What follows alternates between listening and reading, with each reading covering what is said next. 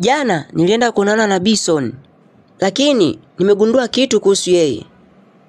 Waga anatuficha kati sisi ni marafiki zake. Umegundua kitu gani kuhusu Bison? Na je, nini anatuficha sisi? Unajua Bison anapiga pesa online.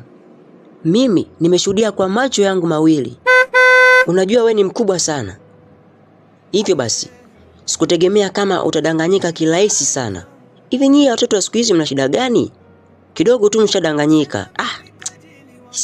Mimi nawaambiaga kila siku nawashauri msidanganyike na mambo ya mtandaoni.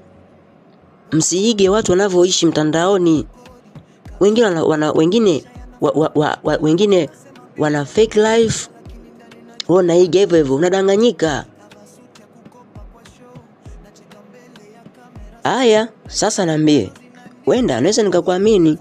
Maana Bison ni mjanja sana yule jamaa. Mimi nafahamu toka utotoni. Yule ni mzee wa triki. Jana nimeshuhudia Bison kaingiza 5k, yani 500,000 kwa siku moja. Haki ya Mungu, sikushuhudia kwa nilichokiona kwa macho yangu mpaka